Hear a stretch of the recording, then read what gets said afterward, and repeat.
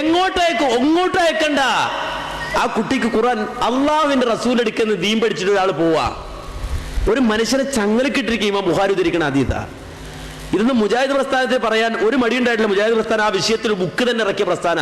അതിനെയും പരീക്ഷിച്ചല്ലേ നടക്കുന്നത്. ജമിയത്തുൽ ഉലമ ഒരു പുസ്തകം തന്നെ റുഖിയ ശറഇയ്യ എന്ന പേരിൽ ഇറക്കിയതാ.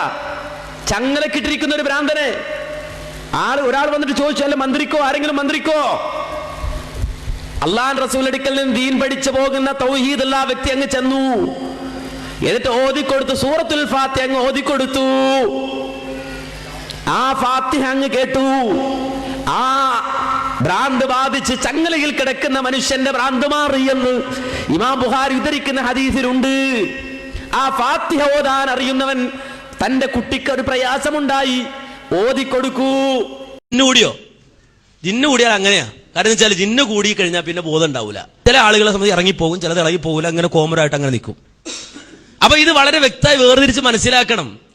അപ്പൊ നിങ്ങൾ വിചാരിച്ച റുഖിയ ശറഇയ്യ എന്ന് വെച്ചാൽ ഞങ്ങൾ നിഷേധിക്കുന്ന ഒരാളാണ്. അല്ല, റുഖിയ ശറഇയ്യ നല്ല രൂപത്തിൽ നടത്തുന്ന ആൾക്കാരെ ഞങ്ങള് കണ്ടോ.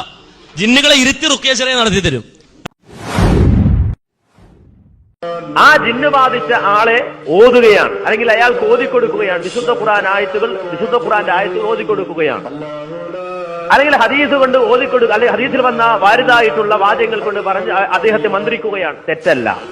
ആ ജിന്ന് ബാധിച്ച ആളെ ഓതുകയാണ്, അല്ലെങ്കിൽ അയാൾക്ക് ഓതിക്കൊടുക്കുകയാണ്. വിശുദ്ധ ഖുർആന്റെ ആയത്തുകൾ ഓതിക്കൊടുക്കുകയാണ്, അല്ലെങ്കിൽ ഹദീസ് കൊണ്ട് ഓതിക്കൊടുക്കുക, അല്ലെങ്കിൽ ഹദീസിൽ വന്ന വാരിദായിട്ടുള്ള വാചകങ്ങൾ കൊണ്ട് പറഞ്ഞ് അദ്ദേഹത്തെ മന്ത്രിക്കുകയാണ്. തെറ്റല്ല.